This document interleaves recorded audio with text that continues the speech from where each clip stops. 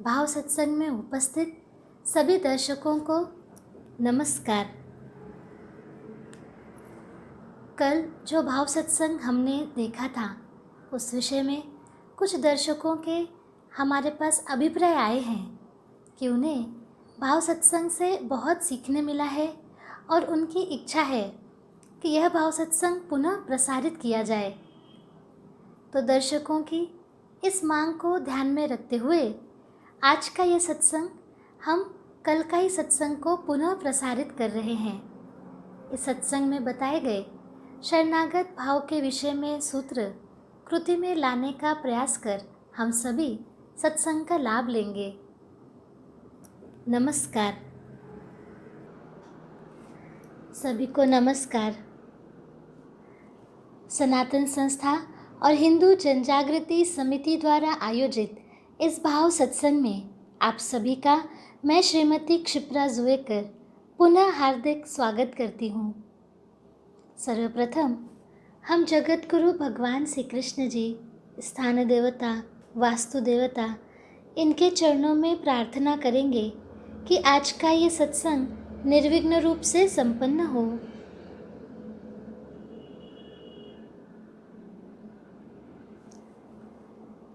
विघ्नहर्ता भगवान श्री गणेश जी, इनके चरणों में हम श्लोक वंदन करेंगे। वक्रतुंड महाकाय सूर्यकोटि समप्रभ निर्विघ्नं कुरु मे देव सर्वकार्येषु सर्वदा।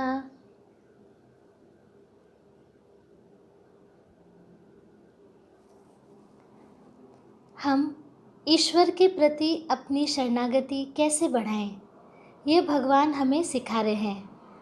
कल हमने सीखा कि हमारा जीवन, हमारा मन अनेक विचारों से, दोषों से मलिन हो गया है, पर ऐसे में भी जब हम ईश्वर की शरण में जाते हैं, अपराधी भाव से क्षमा याचना करते हैं, तो हमारा मन निर्मल होने लगता है और भगवान हमें अवश्य अपना लेते हैं।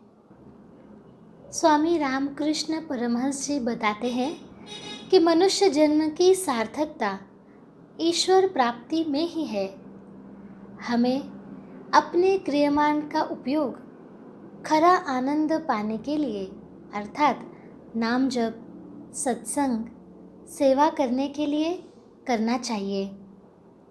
सेवा के माध्यम से शरीर, मन, बुद्धि, अहंकार ईश्वर के चरणों में हमें अर्पण करना चाहिए।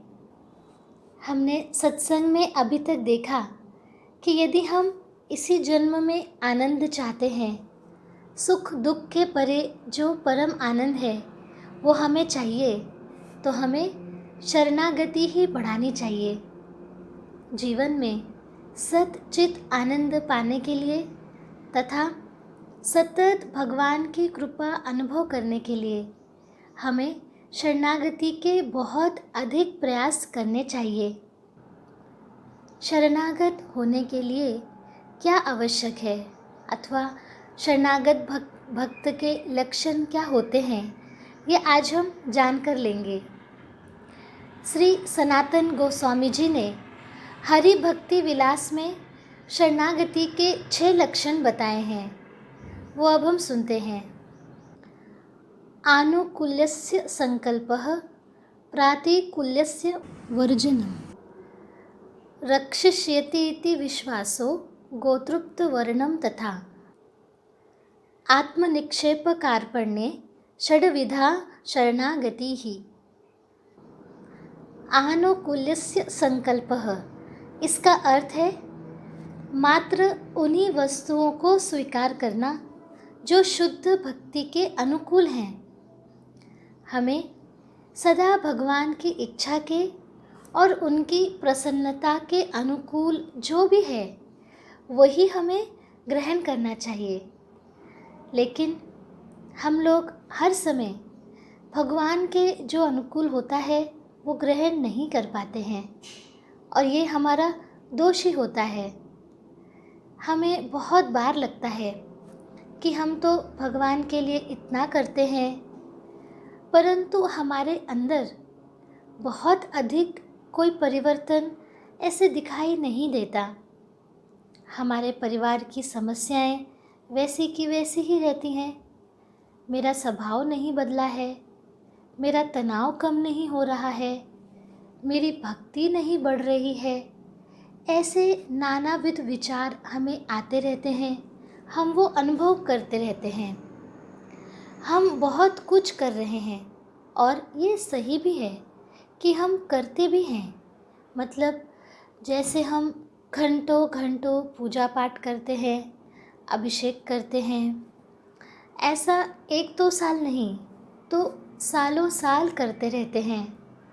और इसीलिए मन में भी आ जाता है कि हम तो कितना भगवान के लिए कर रहे हैं। प्रतिदिन हम में से बहुत जन मंदिर भी जाते हैं, भगवान को फूल चढ़ाते हैं।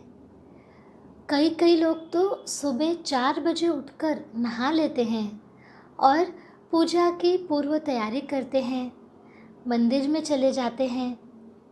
ऐसे कितने वर्षों से पूजा पाठ कर ही रहे हैं, मंत्र जप कर ही रहे हैं। यदि हमें अभिषेक भी करवाना है तो उसकी तैयारी भी 4-4 दिन पहले से हम लोग आरंभ कर देते हैं। तरह तरह के फूल हैं, पूजा सामग्री है, मिठाई इत्यादि सामग्री हम इकट्ठा करते हैं। अनेक जन हैं हर वर्ष तीर्थ यात्रा करते हैं, उसकी भी कितने दिन पहले तैयारी शुरू हो जाती है। इस प्रकार से बहुत कुछ न कुछ हम भगवान के लिए करते ही रहते हैं। तो इतना सब करते हैं तो मन में तो आ ही जाता है कि हम कितना कर रहे हैं। मन में संस्कार हो जाता है ना। एक जन्म हमने कर्मकांड किया है तो ऐसे नहीं है। जब कोई व्यक्ति कर्मकांड करता है तो इसका अर्थ है कि उन्होंने पिछले अनेक जन्मों में कर्मकांड की उपासना की होती है। इसलिए उस व्यक्ति के मन पर संस्कार हो जाता है और मैं कितना करता हूँ ऐसा उन्हें लगता रहता है। लेकिन हमें यहीं अटकना नहीं है, हमें तो आगे जाना है। हमें तो साधना के और चरण सीखने हैं, भक्ति के और चरण सीखने हैं। यह हमें भगवान बताते हैं, संत बताते हैं। वे हमें एक प्रकार से प्रकाश ही दिखा रहे हैं और उस प्रकाश में हमें आगे लेकर भी वो जाना चाहते हैं। कैसे जाना है? तो हमारे मन पर जो ये संस्कार हुआ है कि हम कितना करते हैं, हम तो इतने सालों से भगवान का इतना कुछ करते ही आ रहे हैं, तो ये संस्कार हमें निकालना है। ये तो अच्छा है कि हम सभी पूजा पाठ के लिए, भगवान के लिए कुछ ना कुछ तो कर ही रहे हैं, बहुत कुछ कर रहे हैं। परंतु इससे भी आगे जाने के लिए हमें अपने जो ये विचार हैं, हमारे लिए जो बाधक हैं, उन विचारों से हमें बाहर आना चाहिए। क्योंकि एक तरफ है कि हम भगवान के लिए इतने प्रयास कर रहे हैं, पूजा पाठ कर रहे हैं, मंत्र जप करते हैं, सुबह सुबह उठ जाते हैं। भगवान के लिए हम इतने कुछ प्रयास करते हैं कि मन में ये विचार आ जाता है। हमें ये क्यों आता है, इसका हमें विचार करना चाहिए। ये जो विचार है ना कि हम इतना कर रहे हैं, कर तो हम रहे हैं कृति, लेकिन उसका भी विचार आ जाता है कि हम ये इतना कर रहे हैं। तो ये क्यों आता है? अहंकार के कारण। हमें इसका भी अहंकार हो गया है कि हम भगवान की उपासना कर रहे हैं। इसे ही सात्विक अहम कहा जाता है। ये सात्विक अहम हम में होना ही नहीं चाहिए। सात्विक अहम ही नहीं चाहिए, क्योंकि भगवान को सात्विक अहम भी पसंद नहीं है। पूजा तो हम भगवान की कर रहे हैं और अंदर तो अहम आ जा रहा है कि मैं कर रहा हूँ, तो भगवान को ये अच्छा नहीं लगता। हम भगवान को पाने के लिए कर रहे हैं और भगवान हमें दूर दूर रखते जाते हैं। तो इसका क्या लाभ मिलता है हमें? क्योंकि भगवान ने तो कहा है कि जहाँ अहम होगा वहाँ मैं नहीं होऊंगा। तो इस प्रकार हमें सोचना है कि भगवान को क्या अच्छा लगता है। भगवान को यदि हम फूल न भी चढ़ाएं, लेकिन हम मन से उनकी आराधना करें, मन से उनकी भक्ति करें, तो ये उन्हें अच्छा लगता है। यदि हम फूल चढ़ाते समय भगवान को कितना भाव रख रहे हैं, ये विचार करें, तो ये भगवान को अच्छा लगता है कि हर कृति हम कितने भाव से कर रहे हैं, इसका हमें चिंतन करना है। अब हमने देखा कि कोई कोई व्यक्ति सुबह 4 बजे उठ जाते हैं, एकदम भोर में नहा लेते हैं और पूजा पाठ शुरू कर देते हैं। तो यहाँ थोड़ा हमें आत्मचिंतन करना है। हमें देखना है कि मन में भाव कितना है और दिखावापन कितना है। तो दिखावेपन से ही हमने पूजा शुरू की है तो ऐसा नहीं है।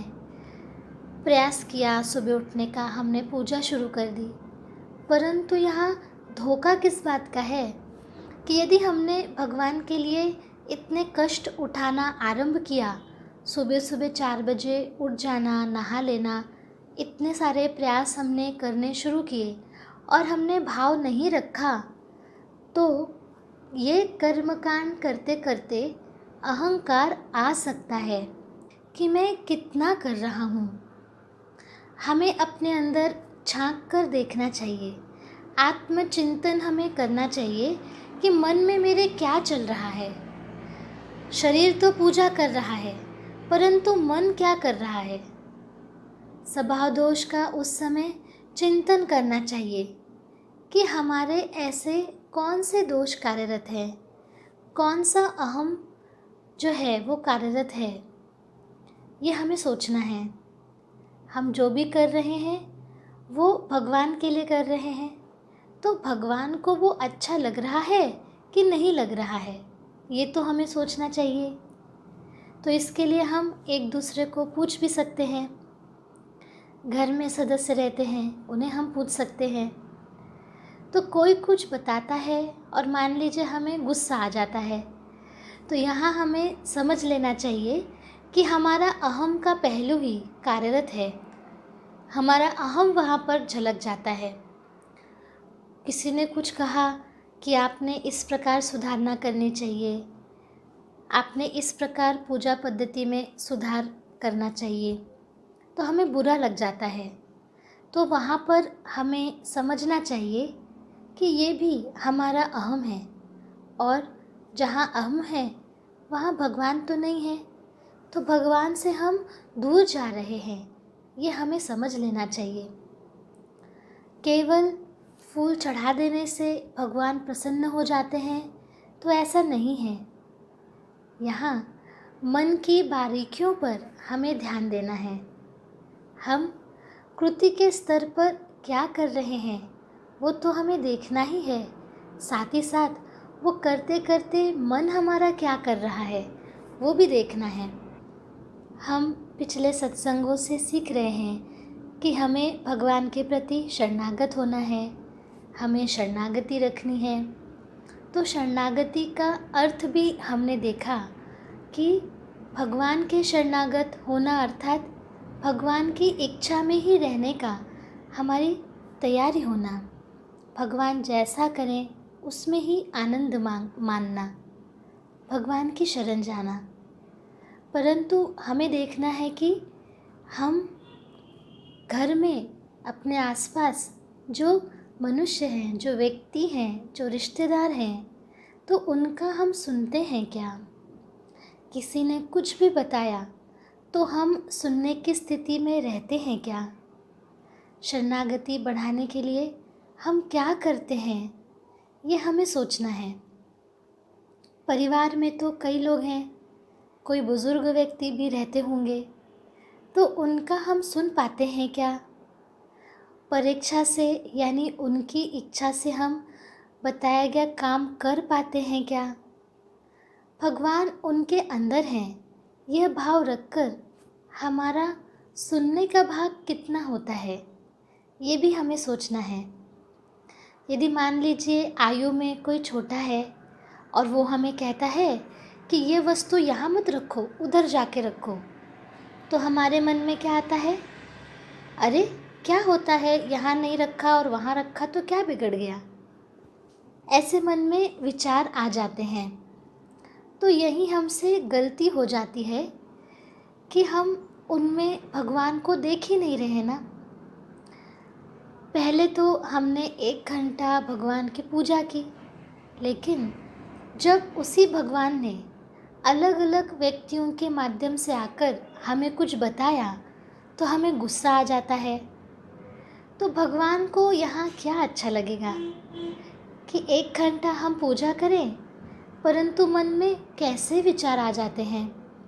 तो पूजा से लाभ हो सकता है क्या हमें? ये हमें देखना है। केवल मंदिर में जाकर एक एक घंटा पूजा करने से हमें तो ये समझ में नहीं आने वाला। भगवान तो किसी भी रूप में कहीं भी प्रकट हो ही सकते हैं ना।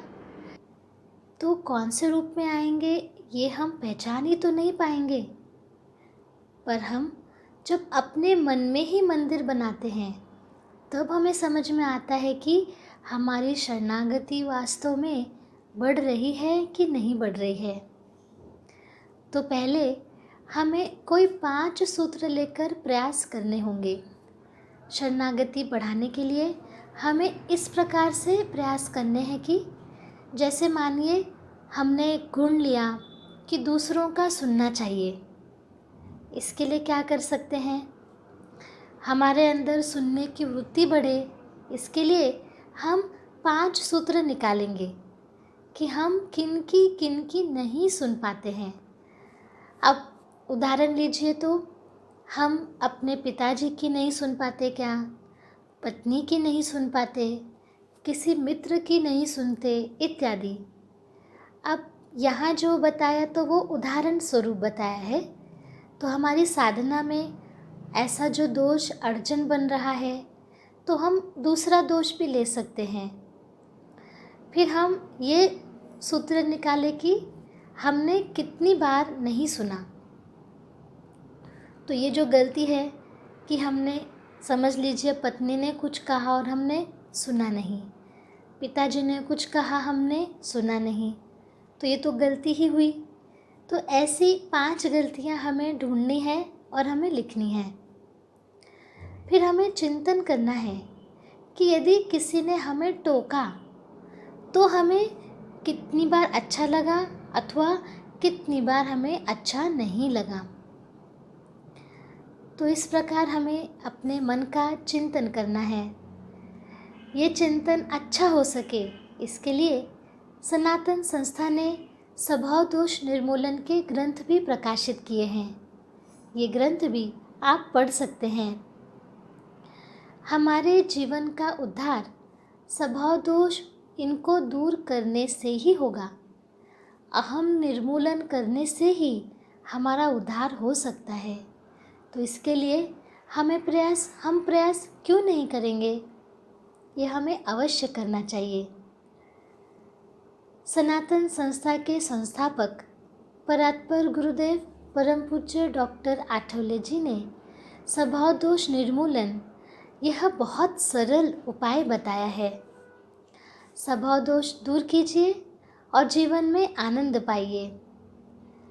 सभी को लगता है कि षड्रिपु नष्ट होने चाहिए, क्रोध नष्ट होना चाहिए, लोभ नहीं होना चाहिए इत्यादि।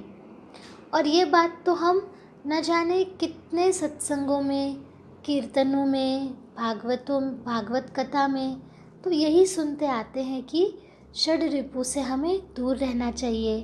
जो षड्रिपु है वो निकालनी चाहिए हमारे मन से। पर प्रश्न तो यहाँ आ जाता है कि ये नष्ट होंगे कैसे? होनी तो चाहिए, ये तो बात सही है। मन में हमारे भी इच्छा रहती ही है, क्योंकि कष्ट होता है ना षड्रिपुओं से। और षड्रिपु रहेंगे तो भगवान कैसे आएंगे मन में? तो मन में इच्छा है कि षड्रिपु नहीं चाहिए, परंतु हम ये कर नहीं पाते। हमारे हाथ में भी ये नहीं है। बहुत तपश्चर्या करना ये हमारे हाथ में नहीं है। अभी का काल तो हम देख ही रहे हैं, तो हम साधना कैसे करेंगे? ऐसे बहुत सारे विचार हमारे मन में आ जाते हैं। लेकिन हमें क्या करना है वो हम सीखेंगे।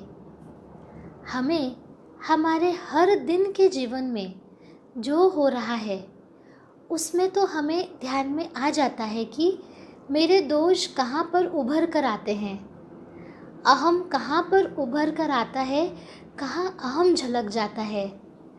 तो बस हमें इतना करना है कि हमें देखना है दिन भर में कहाँ कहाँ मेरे दोष आ गए, अर्थात हम इसे दोष भी कहते हैं, उसमें षड्रिपु भी होते हैं, अहंकार होता है। तो ये जो ईश्वर के भाव के सबसे बड़े शत्रु हैं, उन्हें हमें ढूंढना है, उन्हें हमें कम करना है।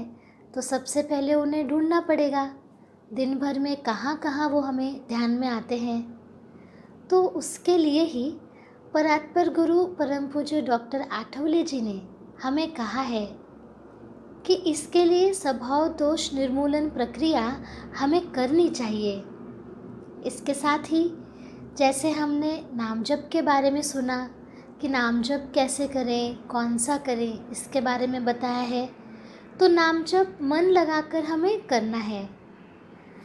इतना भी हमने अच्छे से किया तो हर दिन हम कुछ ना कुछ तो साधना करते रहेंगे।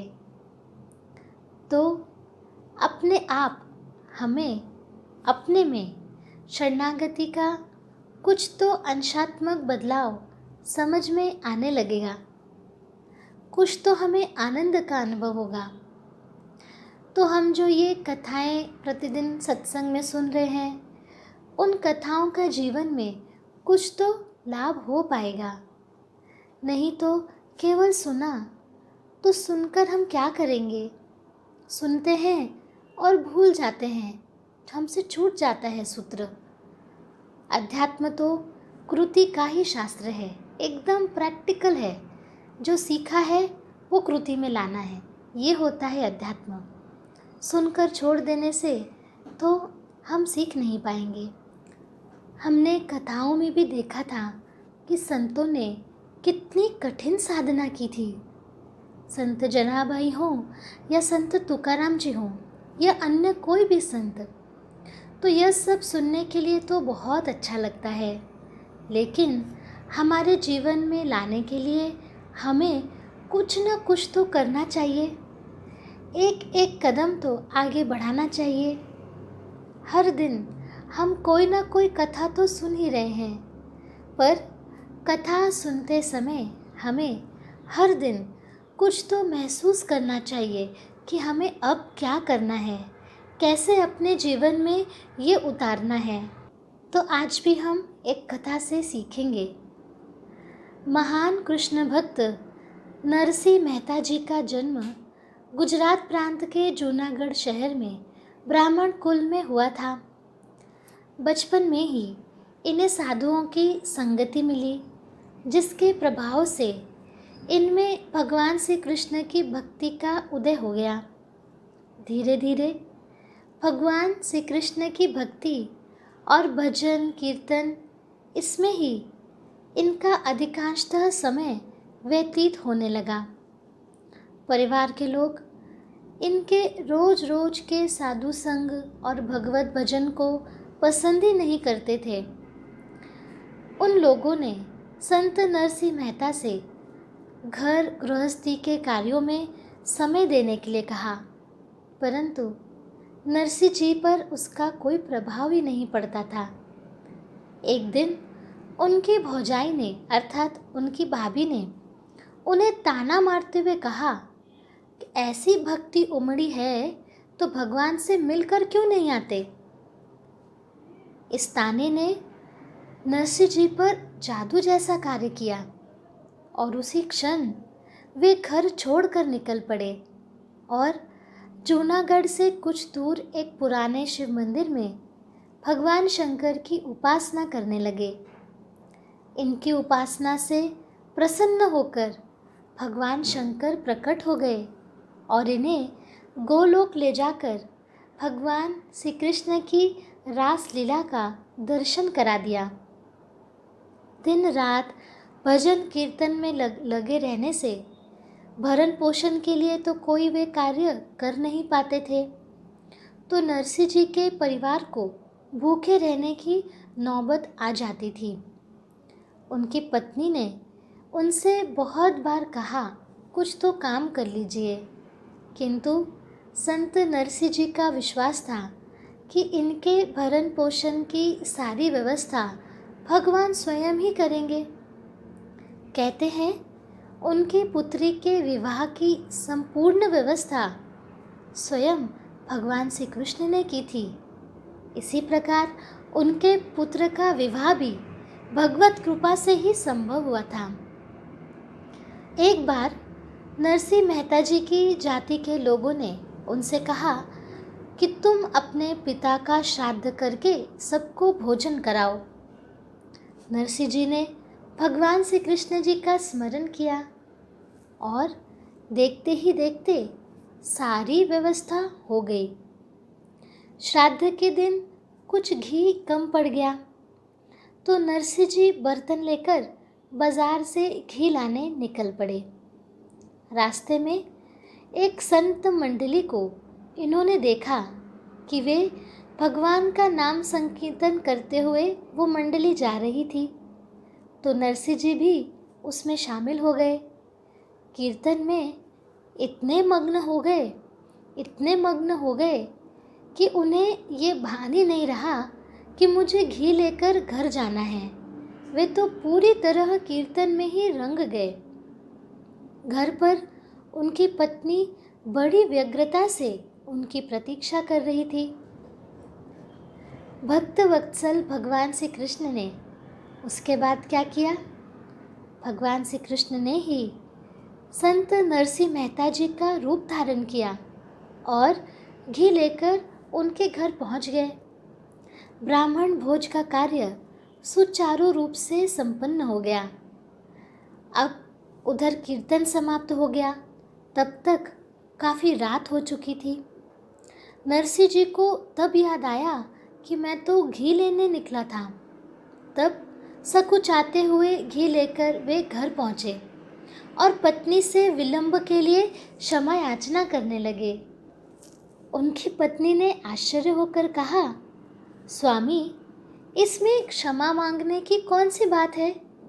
आप ही ने तो उस समय घी लाकर ब्राह्मणों को भोजन करा दिया। ये सुनकर नरसिंह जी ने कहा, भाग्यवान, तुम तो धन्य हो। वो मैं नहीं था, भगवान श्री कृष्ण थे। तुमने प्रभु का साक्षात दर्शन पा लिया। मैं तो साधु संत के मंडली में कीर्तन कर रहा था। कीर्तन बंद हो जाने पर घी लाने की बात याद आई और देखो ये लेकर आया हूँ। ये सुनकर नरसिंह जी की पत्नी आश्चर्य के सागर में डूब गई। इस प्रकार भगवान की कृपा की अनेक घटनाएं नरसिंह जी के जीवन काल में हुई। परम भक्त नरसिंह मेहता जी संसार के असंख्य प्राणियों को भगवत कृपा एवं भगवत भक्ति का कल्याणमय पथ दिखाकर अंत में गोलोकवासी हुए। अब हम देखते हैं शरणागति का दूसरा लक्षण, प्रातिकूल्यस्य वर्जनम। शुद्ध भक्ति के प्रतिकूल सभी वस्तुओं को अस्वीकृत करना, ये इस पंक्ति का अर्थ है। जो भक्ति के लिए प्रतिकूल है उसे छोड़ देना चाहिए। पर होता क्या है, भगवान के प्रतिकूल जो है वो हम छोड़ते ही नहीं। जैसे हमारे बहुत से स्वभाव दोष हैं, पर हम उन्हें छोड़ने के लिए बहुत कम पड़ते हैं, हमारे प्रयास कम पड़ते हैं। अब दोष जैसे कि अपेक्षा करना, पूर्वाग्रह रखना, झूठ बोल देना, दूसरों का विचार न करना, अन्यों की निंदा करना, और अहंकार कैसा रहता है? अपने मत पर ही अड़े रहना, अर्थात अपने विचारों पर ही अड़े रहना, स्वयं को श्रेष्ठ समझना, दूसरों की सुनना नहीं, गलती स्वीकार न करना, ऐसे अनेक दोष और अहम जो वास्तव में हमें त्याग देने चाहिए, पर हम हैं कि उसे हम छोड़ नहीं पाते। पर ईश्वर प्राप्ति के लिए इन्हें दूर करने का प्रयास किया तो ही हम में शरणागति बढ़ सकती है। अब हमारे दोष, स्वभाव दोष कैसे कार्य करते हैं? जैसे कुटुंब में हम रहते हैं, एक परिवार में हम हैं, किसी ने हमारे मन के अनुसार नहीं किया तो एक दूसरे की निंदा हम करने लग जाते हैं। यदि मेरी इच्छा के विरुद्ध कुछ हो गया तो मुझे क्रोध आने लगता है। मुझे लगता है कि मैं ही सही हूँ, मुझे ज़्यादा समझ में आता है। स्वयं को श्रेष्ठ समझना हो जाता है। कभी कभी तो स्वार्थ के लिए हम झूठ बोल जाते हैं। मन को जैसा अच्छा लगता है वैसा ही हम करते रहते हैं। भगवान हमें अच्छे लगते हैं, परंतु उन्हें पाने के लिए हम स्वभाव दोष छोड़ नहीं पाते। हमें मालूम है स्वभाव दोष भगवान को अच्छे नहीं लगते, तो भी हमसे स्वभाव दोष छूटते नहीं। भगवान को अच्छा नहीं लगता यह भी पता है, फिर भी छोड़ नहीं पाते। क्यों? क्योंकि मन पर संस्कार ही वैसा हो गया है। दोषों का संस्कार हो गया है ना, अहम का संस्कार हुआ है। कितनी देर पूजा पाठ करते हैं हम भगवान को पाने के लिए, लेकिन हमने कितनी देर तक किसी की निंदा की है, तो फिर पूजा पाठ का क्या काम होगा? क्या लाभ मिलेगा हमें? हमें लगता है कि हम प्रतिदिन मंदिर जा रहे हैं ना, तो भगवान है हमारे साथ। हम संतों की कथा सुनते हैं ना, तब भी हमें लगता है कि भगवान है हमारे साथ। लेकिन हमारा व्यवहार जैसा है तो भगवान को ये मान्य नहीं होता। भगवान को क्या पसंद नहीं है इसका हमें चिंतन करना चाहिए।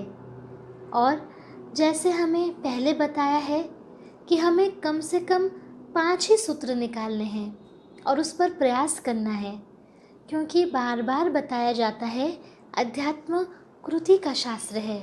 हम ये तो कृति करें कि 5 सूत्र निकालकर दोष अहम दूर करने के प्रयास करें। शरणागति का तीसरा लक्षण बताया है रक्षिष्यति विश्वासो। हमेशा ये दृढ़ विश्वास रखना कि ईश्वर सभी परिस्थितियों में मेरी रक्षा करेंगे। ये इस वाक्य का अर्थ है। बाहर की विपत्ति और मेरे अंदर यहाँ भी विपत्ति होती है, जैसे कि काम, क्रोध, लोभ, मोह, मत्सर इत्यादि। ये हो गई अंदर की आपद अर्थात विपत्ति। तो बाहर से की जो विपत्ति है और अंदर की जो विपत्ति है, उनसे भगवान ही उद्धार कर सकते हैं।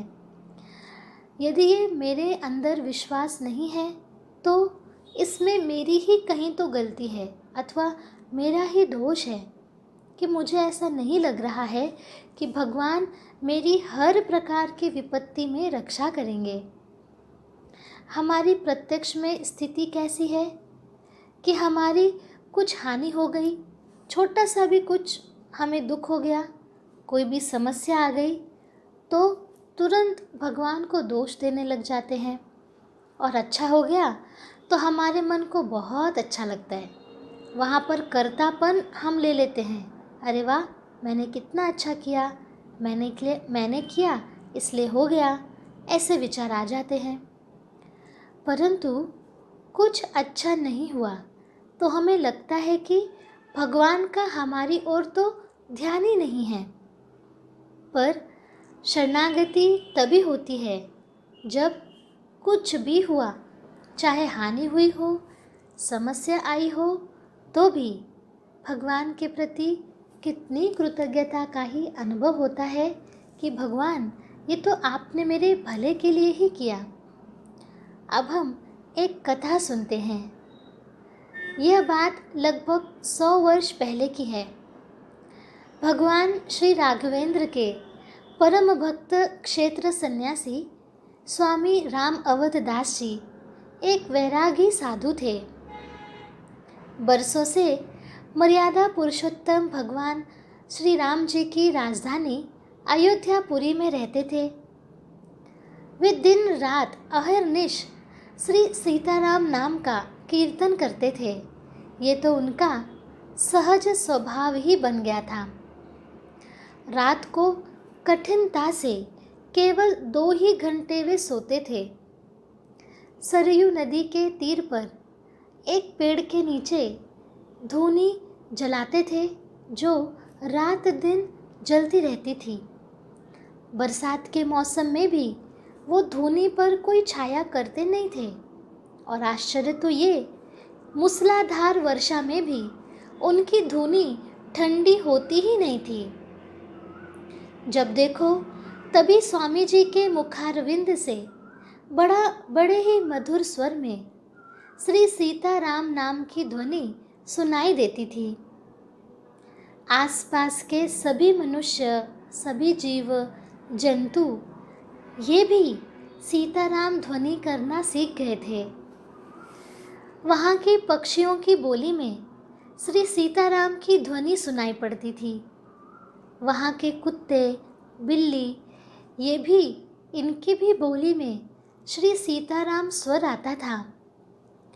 वहाँ के वृक्षों की खड़खड़ाहट में भी श्री सीताराम नाम सुनाई देता था। और वहाँ की पवित्र सरयू नदी की धारा भी श्री राम गान करती थी। अर्थात संपूर्ण वातावरण ही श्री सीताराम में हो गया था। स्वामी जी कभी कभी सत्संग भी करते थे। कोई विशेष अधिकारी आने पर उस समय वे जिन तर्क युक्तियों और शास्त्र प्रमाणों को अपने अनुभव के समर्थन में रखते, उससे पता चलता कि स्वामी जी षड दर्शन के बहुत बड़े पंडित हैं।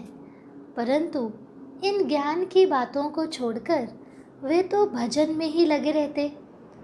सत्संग में भी वे भजन का ही उपदेश करते और कहते कि मनुष्य और कर ही क्या सकता है, भगवान ने कृपा करके जीभ दी है, इससे भगवान का नाम रटता रहे तो बस इसी से प्रभु कृपा करके उसे अपने आश्रय में ले लेते हैं।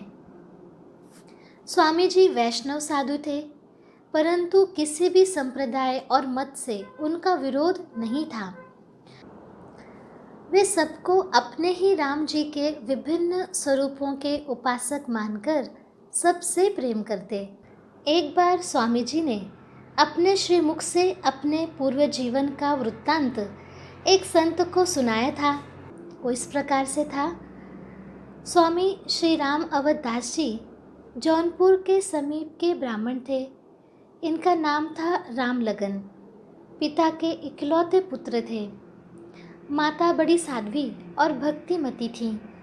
माता ने ही इन्हें श्री सीताराम कीर्तन सिखाया था और प्रतिदिन वे इन्हें भगवान के चरित्रों की मधुर कथाएं सुनाया करती थी। एक बार जब ये 8 वर्ष के थे, तब रात को एक दिन कुछ डाकू उनके घर में आ पहुँचे। उनके पिता पंडित सत्यनारायण जी काशी में पढ़े हुए विद्वान थे। पुरोहिती का काम था, संपन्न घर था। जिस दिन डाकू आए उस दिन इनके पिता घर पर नहीं थे। किसी यजमान के घर विवाह के कार्य में गए थे। घर पर उनकी माँ और स्वामी जी दोनों ही थे। दोनों माता पुत्र घर के अंदर आंगन में सो रहे थे। गर्मी के दिन थे, इसलिए सारे किवाड़ खुले थे। एक और गौ माताएं खुली खड़ी थीं। जिस समय डाकू आए उस समय स्वामी जी की माता उनको हनुमान जी के द्वारा लंका दहन की कथा सुना रही थी। इसी समय लगभग 15-16 डाकू शस्त्रों के साथ घर में घुस गए। उन्हें देखकर उनकी माँ बहुत डर गई। स्वामी जी ने माँ से कहा, माँ तू डर क्यों गई? देख, अभी तो हनुमान जी लंका जला रहे हैं, उनको पुकारते क्यों नहीं? वे तेरे पुकारते ही हमारी मदद को आ जाएंगे। उन्होंने बिल्कुल निडर होकर ये बात कही, परंतु माँ तो भय से कांप रही थी। उसे इस बात का विश्वास नहीं था कि सचमुच पुकारने से श्री हनुमान जी मदद को आ जाएंगे। जब माँ कुछ नहीं बोल रही है, यह स्वामी जी ने देखा, तब उन्होंने, छोटे से 8 वर्ष के बालक ने स्वयं ही पुकार कर कहा, हनुमान जी, ओ हनुमान जी, हमारे घर में ये कौन लोग लाठी ले लेकर आ गए हैं? मेरी माँ डर रही है, आओ ज़रा, जल्दी आओ, लंका बाद में जला लेना। डाकू घर में घुसे ही थे कि उसी क्षण सचमुच एक विशाल वानर कूदता फांदता आ रहा है। डाकू उसकी ओर लाठी तान रहे हैं ऐसे दिखाई देने लगा। उस वानर ने आकर 2-3 डाकुओं को तो ऐसी करारी चपत लगाई कि वे तो गिर पड़े।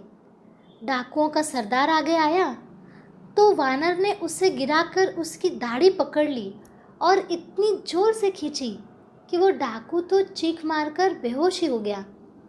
डाकुओं की लाठियां गिर पड़ी। वानर को एक भी लाठी नहीं लग पाई। मारपीट की शोरगुल से आस पड़ोस के सब लोग आने लगे और लोगों से हम पिट जाएंगे इस भय से कुछ डाकू भाग गए। सरदार बेहोश था। उसे 3-4 डाकुओं ने कंधे पर उठाया और आगे भाग गए। बालक राम लगन जी और उसकी माँ बड़े आश्चर्य से इस दृश्य को बस देख ही रहे थे। डाकुओं के भागने पर वो वानर भी लापता हो गया। बालक हंसकर कह रहा था, देखा माँ, हनुमान जी मेरी आवाज़ सुनते ही आ गए और बदमाशों को कैसे मार भगाया। माँ के भी आश्चर्य और हर्ष का पारावार न था। गांव वालों में ये घटना आग की तरह फैल गई। सबके सब आश्चर्य में डूब गए। राम लगन की माँ ने बताया, इतना बड़ा और बलवान वानर उन्होंने अपने जीवन में कभी देखा ही नहीं। 2-3 दिन बाद जब पंडित सत्यनारायण जी घर पहुँचे, उन्होंने ये बात सुनी। उनको बहुत आश्चर्य हुआ। डाकू घर से चले गए, ये आनंद तो था ही, परंतु उससे बड़ा आनंद था कि स्वयं श्री हनुमान जी ने पधार कर घर को पवित्र किया है और पत्नी और पुत्र को बचा लिया। भगवान का पूर्ण शरणागत भक्त इस अनित्य संसार में किसी भी परिस्थिति में व्याकुल नहीं होता। भगवान निरंतर अपने शरणागत भक्त की रक्षा करते हैं और उसका पालन करते हैं। हमें अपने कर्मानुसार अनुकूल और प्रतिकूल परिस्थितियां प्राप्त होती हैं और इसलिए हमें किसी को भी दोष नहीं देना चाहिए, क्योंकि ये हमारे ही कर्म होते हैं। जिस क्षण हम निष्कपट भाव से श्री कृष्ण के चरणों में पूर्ण शरणागत हो जाएंगे, उसी समय हमारे सारे कष्ट दुख समाप्त हो जाएंगे। एक शरणागत भक्त की श्री कृष्ण को छोड़कर और कोई इच्छा ही नहीं होती और वो हमेशा आनंद में ही रहता है और हर परिस्थिति को गुरु कृपा के रूप में अनुभव करता है।